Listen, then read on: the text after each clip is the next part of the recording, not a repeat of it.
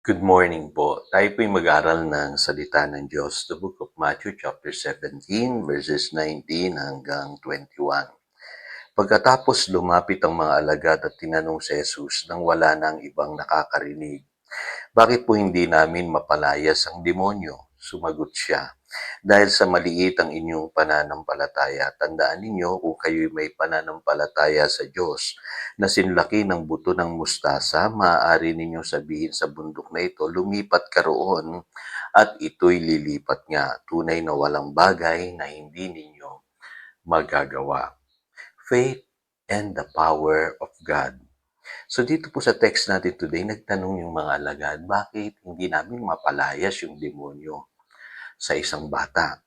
At sumagot ang Panginoong Jesus, ano po? Dahil maliit ang inyong pananampalataya. So, ano ang kaugnayan ng pananampalataya sa pagkilos ng Diyos sa buhay ng isang tao? Malaki po. Kasi alam niyo po, ang pananampalataya po ay nagko-confront yan sa mga supernatural issues ng buhay ng tao. Kadalasan po akala natin yung mga problema na pinagdadaanan natin ngayon ay mga nanggagaling lamang sa mga natural causes. Ano po? Pero majority of our problems supernatural in nature. Kaya may mga bagay sa buhay ninyo na para bagang imposible na ano po. At akala ninyo normal lang yon. Hindi po kumikilos ang kaaway sa inyong buhay. Pwedeng kaya kayo merong karamdaman, may sakit, may problema sa pamilya dahil po supernatural po ang cause niyan. At mahalaga yung pananampalataya. Ano po? Kasi ang pananampalataya, hindi lamang yan tumutukoy dun sa mga aral ng Panginoong Hesus o sa mga aral ng apostol. Ang pananampalataya po, kino-confront dito yung mga supernatural issues sa buhay ng isang tao. Kaya whether we like it or not, ay kakaharapin natin itong mga problemang ito eh. Yung mga imposibleng sitwasyon na pinagdadaanan nyo ngayon, yung mga sakit, karamdaman, yung mga health issues, nangangailangan tayo ng deliverance and healing. Ano po? Kaya kung maintindihan nyo nga po, in-explain ko sa inyo yesterday, yung salitang salvation, ang Greek word po niyan, sozo eh. Ibig sabihin po, deliverance, healing, ano po, at ang salvation po tumutukoy sa pagkaligtas ng isang tao sa mga bagay na nagpapahirap sa kanya, katulad ng kasalanan, karamdaman, at mga gawa ng kaaway. So pag-usapan natin yung totoong gospel, ano po, kasi ang sabi po ng Panginoong Hesus sa Luke chapter 4 verses 18 hanggang 19, ito po ang sinasabi ng Panginoong Hesus. Ang Espiritu ng Panginoon ay sumasa akin sapagkat hinirang niya ako upang ipangaral sa mga mahihirap ang magandang balita. Isinugo niya ako upang ipahayag sa mga bihag na sila ay lalaya at sa mga bulag na sila ay makakakita.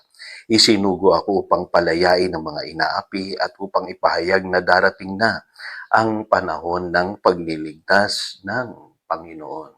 So, makikita po natin dito yung purpose ng gospel, ano po, i-confront yung mga pinagdadaanan ng tao at karamihan po sa pinagdadaanan natin ay yung mga supernatural po in nature. Ano po, marami sa atin dito naaalipin, hindi makalaya sa mga problema. Marami sa atin ang nabubulag sa pamamagitan ng kawalan ng pagkaalam sa katotohanan at marami sa atin nakaka-experience ng bondage. Ano po, sabi diyan, naaapi. So yung gospel po, kino-confront lahat ng issue sa buhay ng tao. Kaya nga sa Romans chapter 1 verse 16, ang sabi diyan, hindi ko ikinahihiya ang magandang balita sapagkat ito ang kapangyarihan ng Diyos. The power of God, ano po, para sa kaligtasan ng bawat sumasampalataya. Kaya alam niyo po, Christianity, lagi niyo pong iisipin, meron po tayong pananampalataya na kayang humarap sa mga imposibleng sitwasyon na katulad ng binabanggit ng Panginoong Hesus dito sa Matthew chapter 17 verse 20, na kung meron tayong bundok ng problema na kinakaharap o sitwasyon na kinakaharap, pwede nating utusan ito sa pamamagitan ng pananampalataya. palataya. Ang sabi pa nga diyan, tunay na walang bagay na hindi ninyo magagawa. Kaya para sa akin, lagi kong naririnig ang Panginoong Hesus sa aking isipan na sinasabi niya, manalig ka, huwag kang mawalan ng pag-asa. Tunay na walang bagay na hindi ninyo magagawa kung kayo'y may pananampalataya. Kasi naalala ko yung mga panahon na ako'y may karamdaman, yung mga panahon na hirap ako sa buhay, yung mga panahon na halos wala na akong pag-asang nakikita. Ito po yung naririnig ko sa aking isipan. Tunay na walang bagay na hindi nyo magagawa kung kayo ay nananampalataya. Ganun po ang tinig ng Panginoon. So, anong pwede nating gawin? Unang-una, tanungin natin yung ating sarili. Am I hearing the true gospel or the complete gospel? Kumpleto ba yung gospel na napapakinggan ko? Baka ang alam mo lang gospel ay yung patungkol sa mga moral values o mga teachings na itinuturo ng Biblia.